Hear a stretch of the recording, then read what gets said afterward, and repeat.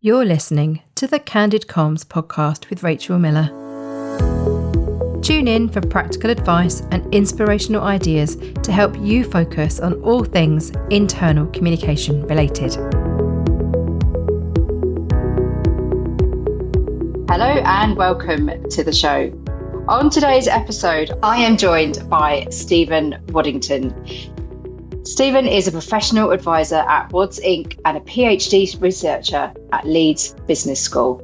He is the founder of Rainer PR and Speed and was previously a partner at Ketchum. He is a former president of the Chartered Institute of Public Relations, CIPR, a chartered PR practitioner, an honorary fellow of the CIPR, and a fellow of the PRCA, and a thoroughly decent chap. Wadds, welcome to the show. Thanks, Rachel. Thank you. Appreciate the intro. Pleasure. So, Wadds, you and I have known each other for quite a while, back when we were both on the CIPR social media panel. And I was trying to reflect when that was. And I remember that we wrote a book together. We were part of the panel. And the book launch was the very first time I had ever left my daughter, who is now 14. So it's that long ago since I've had the pleasure of knowing you. And what's led to this conversation today is that you have a brand new book. And this isn't your first book by any stretch of the imagination. How many books have you got under your belt now, Wadds? 12. 12. Yeah, 12 or 13. Lose count. Goodness. Well, the brand new book that we are discussing today is AI for Public Relations, a how-to guide for implementation and management. And this is a book that Stephen has edited with Ben Verinder. So I'm curious to know, the listeners of the Candid Comms podcast are internal communication professionals. So what do we need to know about AI for public relations? Well, thanks for the intro. Thanks for letting me join the Candid Comms podcast. From an internal perspective, internal comms perspective, AI is an internal comms project. If you're going to get the optimal performance out of it within your workflow in an organization, it's also an external opportunity and risk for organizations, and that's also an internal communications challenge. So there's two aspects to it, but fundamentally, as we see with so many technologies so often in enterprise organizations, AI is landing on the desktops of teams and employees within an organization, uninvited, typically through the Google suite of Office applications or Office 365 if you're using Microsoft, and suddenly you've found this widget within your Office applications that is AI, and so it's come without training. It's a shiny new thing, and addressing that gap is an internal comms challenge. We then talk about the opportunity within internal comms to use it in workflow, and then talk about the external risk and opportunity. So people who are listening to this podcast have been asking lots of questions around AI. It has been one of the hot topics in every conversation that I've certainly had, All Things I See Live, our quarterly masterclass and mastermind. That's an open forum, an open discussion. And we ask people, what's top of mind? What are you concerned about? And unsurprisingly, AI has ramped up over the past 12 to 18 months. I think it's fair to say a year ago, there was a lot of fear and concern and confusion about it. But when I was repeating the question recently at All Things I See Live and asking people, how do you feel about AI? I had people saying to me, this is my best friend. It's an extension of my team, which was quite a shift from a year ago. So if we think about the world of communication today, what's the biggest change that you've seen compared to 5 or 10 years ago? I hear you on technology suddenly arriving. What impact do you think that's had in organizations? So undoubtedly, it's the fragmentation of media. It's the continuation of the issues we were dealing with back in 2010s, thinking about the impact of social media, the fragmentation of media, and the impact of platforms. So, we've gone from a place where in the external environment, practice was very much focused on a traditional set of media published by a set of media owners. In the internal environment, we've gone from email as a primary form of communications or offline as a primary form of communications to this explosion also in platforms in the internal environment. And I think that's the fundamental shift. The big impact it's had on practice, I think, is what I hope is to unlock this management opportunity, because we've suddenly recognized that as practitioners, we're not wedded to a channel. Much of the external public relations agency context, much of the in-house corporate communications context grew up around that traditional media perspective, internally focused on, events and email. Now, that's just these are just one channel amongst many, and so that forces practitioners to elevate their game and take a management perspective, because you're no longer managing channels, you're managing these issues from a management perspective. So I think that's the big thing. I think almost certainly in your cohorts within All Things IC Live and within the events you run, you've almost certainly got a progressive group of practitioners, because what I've seen in practice, and all the literature bears this out, is this technology landed. AI has been around since 40 or 50 years. It's not suddenly something that's emerged on us. What has emerged on us is this shiny new tool that landed in November 2022 called ChatGPT, which got everyone excited. And that's when practitioners really started to use it, both in the internal and external perspective. I think what's happened is you've seen this enthusiasm for it. We've started to work through the issues around it, but sort of adoption is stuck around 75 to 80%.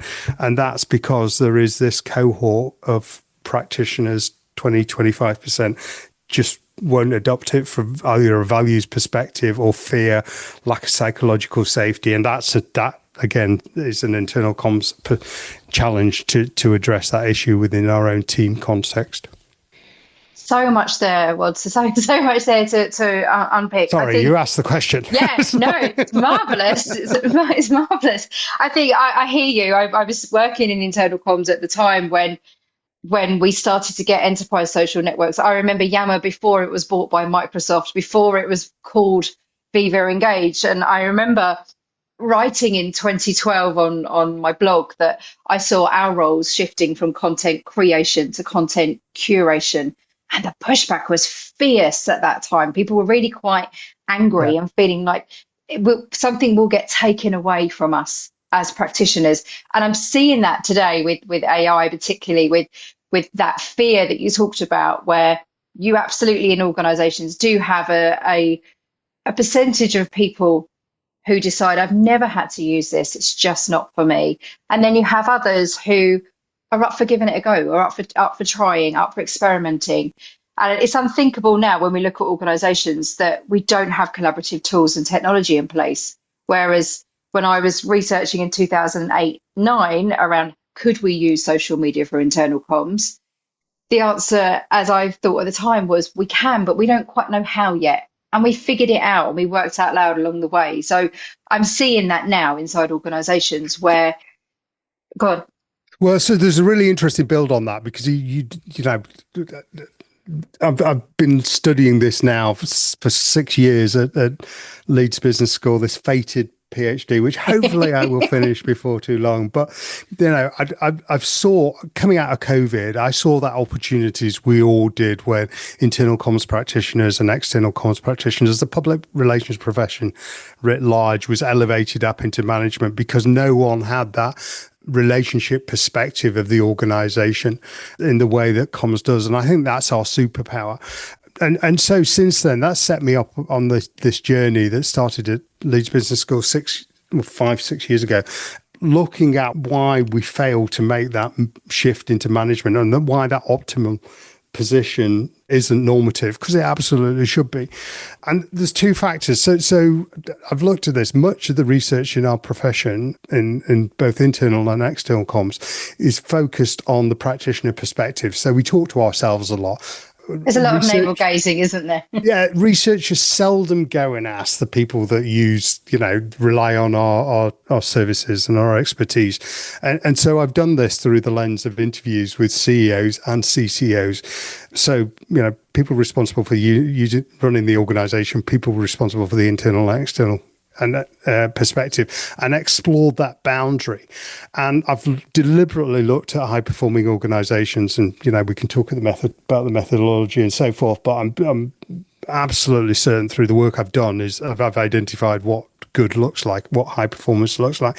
There's two factors distinguish those high performing teams, and they're nothing to do with media or channels or content. Their first one is sense making. So listening and understanding internal and external perspectives of the organization, bringing those into the management team and making sense of those, interpreting those. So interpretation is used a lot, and doing that live, so you get ahead of issues. The second one is measurement. It's very simple thing, measurement, proving the effectiveness of what we do into measurement. Those are the two single biggest unlocks that management look to us for expertise in. Nothing to do with channels, nothing to do with platforms, nothing to do with technology. Oh, so much there. Oh, God, shivering. I love it. My hands are going. I love it. I could not agree with you more. This is what keeps me going, though. Honestly, this is what keeps me going. Because I know your brother's done a PhD, and he's just finished this this week. He's just contested his thesis, his viva. So he is at the very end. And so, yes, Reverend Dr. Matt Allen, as he now is, just to add to the many letters after and in front of his name. So yes, my brother has just finished his theology PhD, which is all very exciting. Bless him. So much there. So sense making and measurement. I hear you. Yeah. I hear you. When I'm judging industry awards, measurement always is the weakest part, hands down. If you can get a quarter of your marks for measurement and it's out of 10, I rarely score above 6 or 7 if I'm lucky. And mainly it's because, or scoring people 6 or 7, mainly because they're not linking measurement to objectives. And that's the thing, where measurement is not, and everybody loved it. No. Yeah. Everyone press like. that is not measurement.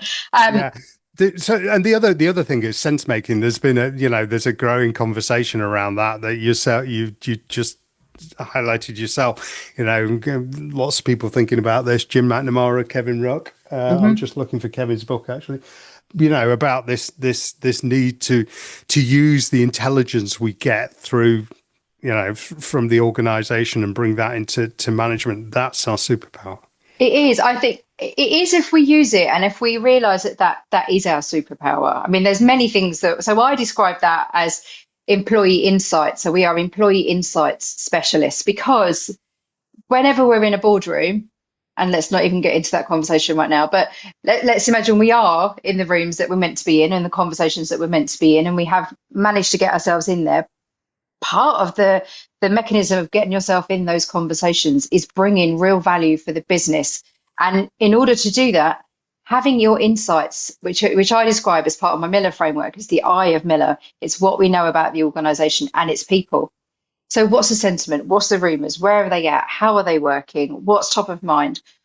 We know the employee survey results better than most people in the organization because we use them to inform our work, or we should do. And that's the key bit for me. And the sense making, and I'm a big fan of Carl Weick's sense making theory, which I'll include in the show notes.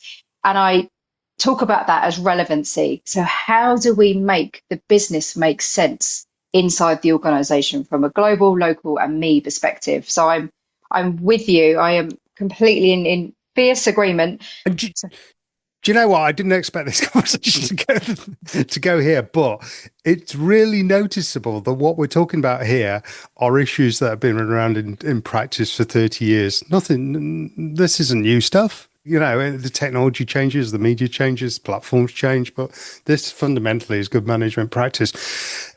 we get obsessed about the seat at the table. I think that's a mistake, because what's important is access, and often there's good reason for an advisor or someone in a professional advisory room not to be part of this senior cohort of management, because if you're not, you have a natural distance, and you're able to apply critical thinking and bring both good and bad news into that perspective without fear of criticism. So not being part of the management cohort can have its benefits just as much as being part of it. What is absolutely critical is you need access, and you need to have a trusted relationship with the CEO or whoever's responsible for that internal communication perspective. I hear you. I think, it's a controversial view there, Wadds. I like it. I regularly talk about the science. This is why I've done this, right? John White said to me about the time we were doing Dr. John White, who, for goodness sake, 50 years ago was part of the Excellence Study, one of the foundational pieces of science around our practice, highly contested with very good reason. And I challenged him that, social media made it irrelevant. He said, you've met John White. He said in that very sort of measured way, Stephen, just go and do the work. And slightly exhausted. Well, I've done the work, and he was probably right. It's not. Have you told him that he was right? Oh, he knows it. He knows it. Good on you. I think when I'm looking at the conversations that we have, and the access that we have to management and senior leaders particularly, I'm always having this conversation with directors of comms who are frustrated that they're not around particular tables. And in my mind, I shouldn't need to be around that table. My job is to make sure that as an in-house internal comms practitioner, particularly, our job is to make sure that every single leader around that table understands, or virtual room, understands their role when it comes to communication. That's the L part of my Miller framework. Leadership is how we lead communication, but it's how we ensure that our leaders understand their role. So I shouldn't need to be sat around that table. Every single leader should know those insights that we have. They should know what's top of mind for employees. If we're doing our jobs, then the conversations exist not just around that boardroom table. They exist on the edges, on the outside. I'm going to go back to your book, because you and I could talk about this. We could talk about all of these issues. I want us to have an opportunity to uncover what we need to know about this brilliant new book of yours, thinking about all of those challenges that we are facing and the fact that we do now have AI. Tell me about internal communication professionals. From your perspective, do we need a different level of AI literacy compared to other communication disciplines? No, I think AI is a general technology that has applications across a wide sphere of professional roles. So, it has applications in every aspect of the communication role. I think what we need to think about, the way we need to approach this, is first of all taking an organization and values-led perspective to AI. So setting out governance for how you use AI within the internal and external comms function and then within the organization writ large. Then looking at aspects of workflow, and we've talked about many already, aspects of workflow where you could maybe get the biggest lift from AI, and then thinking, okay, what's the best technology to use to do that? Guess what? It probably isn't Copilot. And then providing the training to help you do that. So, people say, which tool should I use?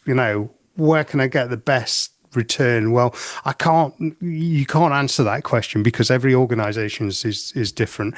Every set of internal publics or employee audiences is completely different. The organizational structure is different. The management structure is different. The leadership is different. So you can't say, well, here's the magic bullet. And that's the single reason that Ben Verinder and I decided to write this book, because we had this, much like happened very early with social media, we had this complete excitement about the shiny new toy landing within comms that seemingly could create content at zero cost, bad content at zero cost. And everyone got excited about that. And yeah, it was going to promise huge effectiveness and efficiency gains. And just weren't thinking about the risk perspectives or approaching it from a management perspective. Talk to me about the risks. The risks, there's still one thing that is common to all AI tools, in that they're all in a contested situation around the world with copyright owners. So almost certainly, if there are parity versions of your book online, Rachel, they will exist in models. You can probably go and find that out by doing some interrogation very quickly. That's led to trials around the world. So litigation around the world between publishers and the AI models is also a potential revenue stream, depending on the context of the publisher, because the publisher might decide to license their content to the AI model. So that's the first one, IP and copyright. Second one is, and this is a growing one within the organizational context, there's the cost of it. The cost of it, not just from what's it going to cost to put this technology on the desktop of everyone in an enterprise, but also the environmental cost, the energy cost. None of this is very transparent at the moment. So if you sat within an ESG function within an organization, you can't get your head around that sort of risk issue. And then there's issues related to the governance and how it's landing on desktops and being used. So, unless you're using this technology carefully, it can still hallucinate. There's this danger, which all the literature states, of cognitive handoff. So we over rely on these technologies. It's so frictionless to create 200, 300, 400 words. The temptation is just to take that without properly checking it. So lots and lots of risk. Multiple risks there. I think you mentioned Copilot before, and that certainly is the rollout of Copilot is happening inside organizations, whether people are ready for it or not. We use it here at All Things IC, and I have had a bit of a love-hate relationship with it for lots of the reasons that you've just talked about. And recently, I love it. Recently, to the point where it is my critical thinking will always be mine. I will not outsource critical thinking, but what I'm doing is teaching Copilot how to challenge me, how to improve or contest the things that I'm writing, that I'm thinking. So I described it to my husband at the weekend as, I feel like I've just put an extension onto my brain. It's not replacing it. I'm creating to the point where my team said to me, at our next team day, are we going to have a laptop open with it's called Atlas. So I've created a persona within Copilot of a brand strategist, and I asked it to name itself, and it called itself Atlas, that I thought was very grand and very pompous. So I've been working out loud with it and with my team, and saying, right, I've been telling Atlas, this is what's important, this is a business strategy, and getting it to really challenge my thinking in a way that enables me to work on, not just in the business, to the point where my team now are saying, is the laptop going to be open and Atlas will be with us sat around the table? 6 months ago, that was unthinkable. So I am impressed with what's coming out of it, but it's only as good as what I put into it. Yeah. And I think that's the fear that so many internal communicators have had, in the same way we did when we had enterprise social networks, that we don't even call them that anymore. And there were so many. There wasn't just Yammer, as was Viva Engage. There was Chatter and Jive and all sorts. And there was this real fear in the 2010s that it's going to take away from our job. That if everyone can suddenly create content and they can collaborate with each other, what does that mean for internal comms? And I'm seeing that now with I call it the comms bling. So the latest comms bling is AI. It's the shiny stuff. It turns our heads, and people will say, I need to have that, without doing what is the business problem that we're trying to solve? How can it enhance my work? How can it add to my work? Not take it away. So I'm curious. You make a really good point, actually, because a common question, common refrain is, what should I use this for? Where do you get the best lift? And actually, you've just said, often people think from the content perspective or they think from data analysis perspective, and those are both good use cases. But actually, the mentoring and teaching application where you're using it as a critical friend is a really powerful application. I did this demo now, probably 2 years ago now, and I did it using ChatGPT to a cohort of university comms directors, and I took one of the annual reports of one of the organizations around the table, and I asked Copilot, and it was public.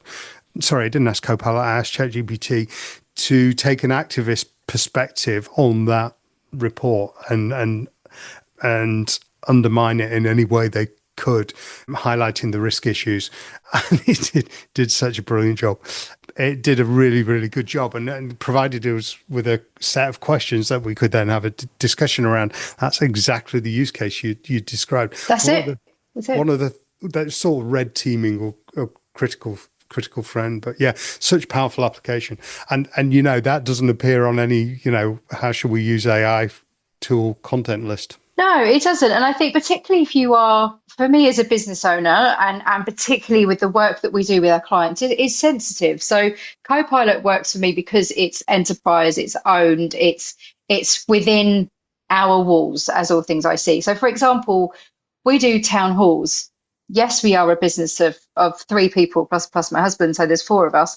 We do quarterly town halls. So in the same way that I did when I was in-house, we do town halls and we talk about the financials and we talk about the business strategy. And before doing my town hall with my team this week, I put the financials through Copilot with my commentary. And I said, this is what I think is the story of this quarter. What have I missed? What's missing? What questions do you think my team will have that I've not addressed? And, within a heartbeat, I've got that back. And it allowed me then to really build on my own narrative and story around what I'm seeing, because I'm so close to it.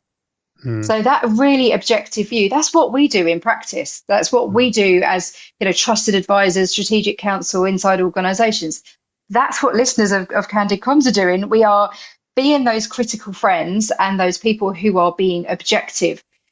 Not saying we need to outsource everything to AI at all, but if we know that people are using AI for this sort of thinking, this sort of critical analysis and challenge, I think it causes us to step up our own game and to be in those management discussions, to present the sense making, the measurement in a way that we know we should have been doing already. But I think it actually puts a bit more pressure on us as a profession, frankly, to really understand what's the potential and how do we unlock it. And how do we not be frightened of it and feel like it's going to own us? How do we join that conversation and make it? I make Atlas work really hard for me.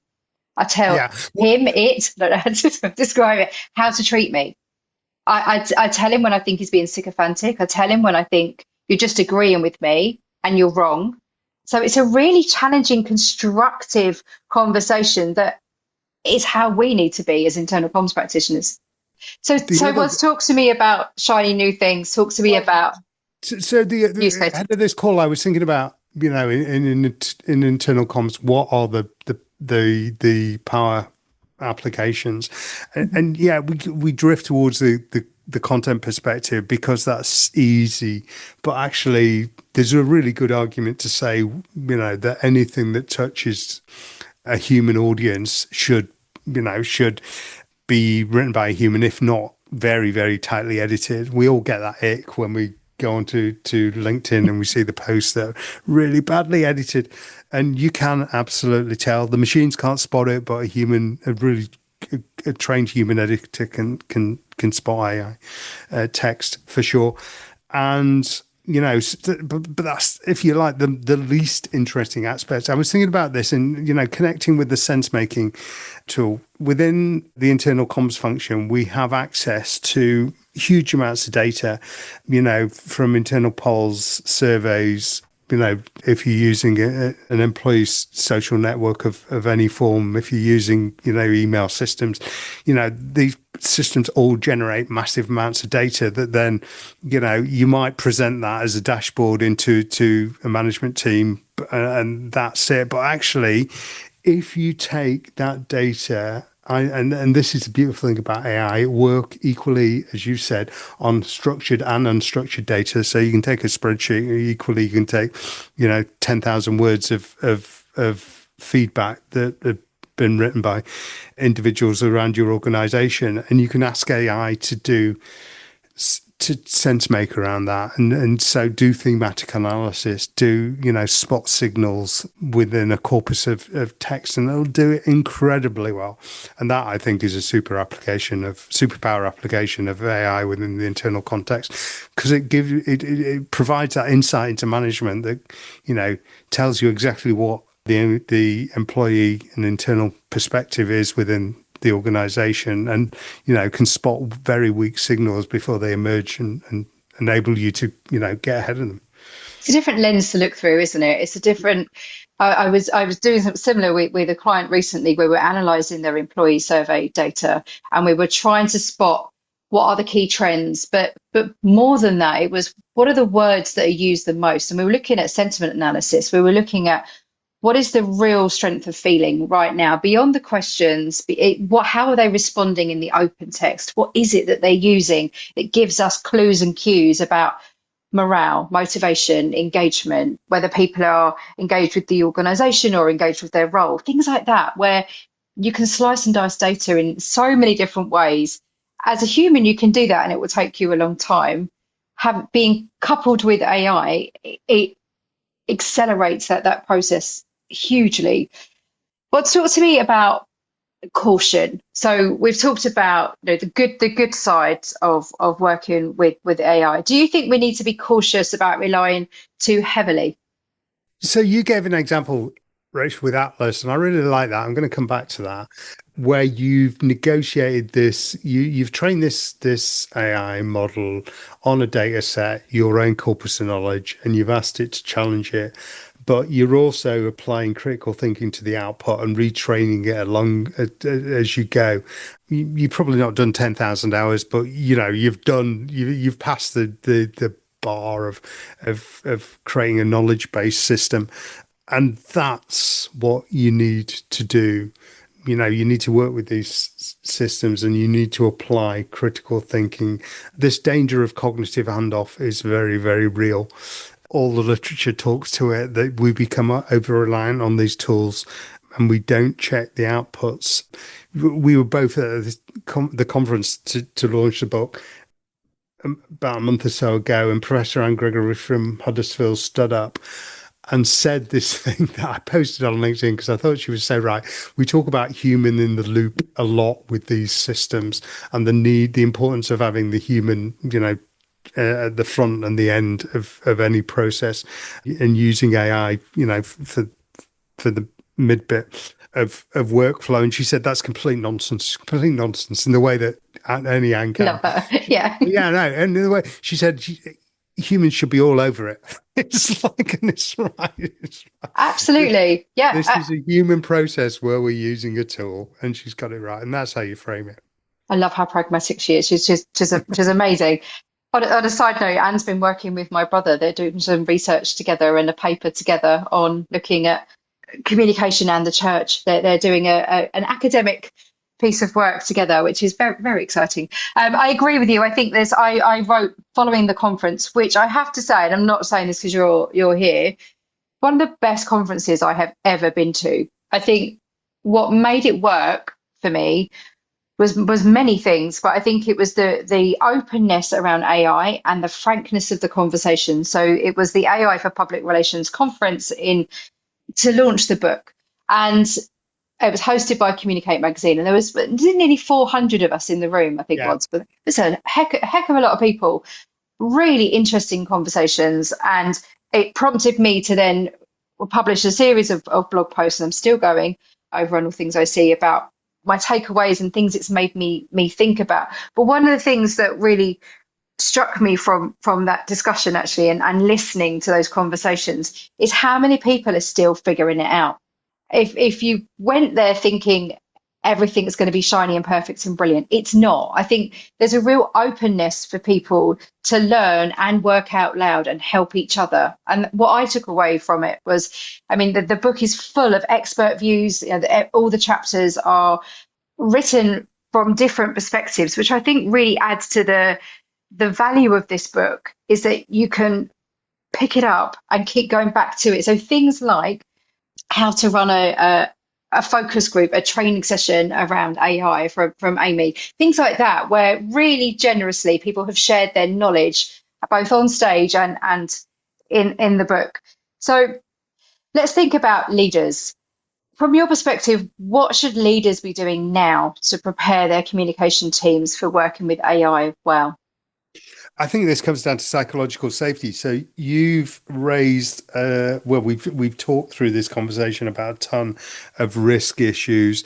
I think you're working with a progressive group of people when you're engaging through all things IC Live and your events, who are clearly aware and have got over that fear and nervousness. As I say, all the literature suggests there's this 20-25% cohort of refuseniks, if you like, that don't want to adopt the technology mainly because of a values-based or fear.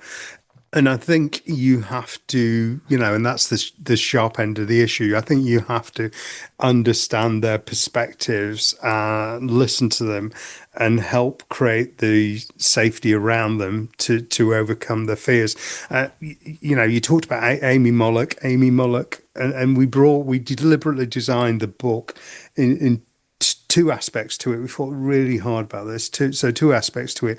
We brought in people that were actually doing the work to write the chapter. So you've got Amy Mallock at the University of Cambridge, who wrote one of the first policies on the use of AI within a comms function, both internal and external. You can go and find that on the University of Cambridge website.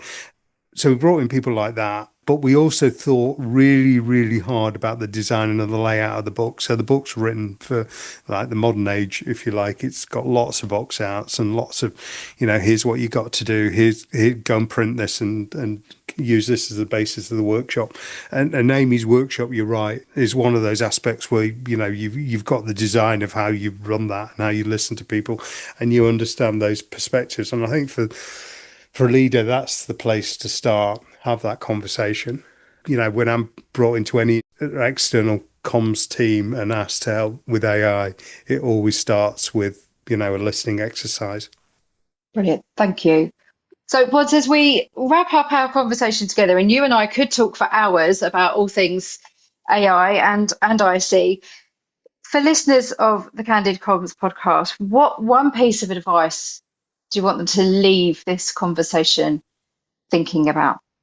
I'm actually doing I've just been asked this very same question. I'm doing a speaking event next week at Summer Party for a communicator, for a community of communicators. And I was asked this very, very same question. And I can't settle on one thing, because our job is so huge and we've got so much opportunity at the moment. I think if there was one thing, it's what drives you and me, though. It's sort of the passion and enthusiasm for that opportunity and leaning into it. And, your attitude to tackling this technology is just the same as mine, being completely open-minded, doing lots of learning about it, but then also immersion, doing the 10,000 hours and using it so that you understand it. And I think, that's the best way to get ahead. Wadds, thank you for being a guest with me on Candid Comms. Listeners, I'm going to include links in the show notes of how you can get hold of Stephen and Ben's book. If you use the code Candid Comms on the Kogan Page website, you can save 25% off this brilliant book, which is a bestseller, by the way, listeners. I keep seeing like it. yours. I'm in good company, Wadds. So, Stephen, thank you for joining me today. I will include all the links to everything people need to know. If they want to get in touch with you, how's the best place to get in touch with you? LinkedIn. just find me on LinkedIn, Stephen Waddington, or, you and I are still blogging, aren't we? 20 years. How long have you been blogging now? 17 years. 17 years almost. So yeah, blog. I turn up every week on my blog. You do, and Substack as well. You're moving with the times. Brilliant. Wadds, thank you. Appreciate you joining me today. Thanks very much. Thank you, Rachel. As ever, I love hearing from you. Do let me know what you're taking away from this episode. What made you think? What are you going to do differently as a result of listening to this episode of Candid Comms? You can find me online. I'm Rachel Miller over on LinkedIn. The website is allthingsic.com, or why not send the team and I a message at hello@allthingsic.com. And remember, what happens inside is reflected outside. See you again soon.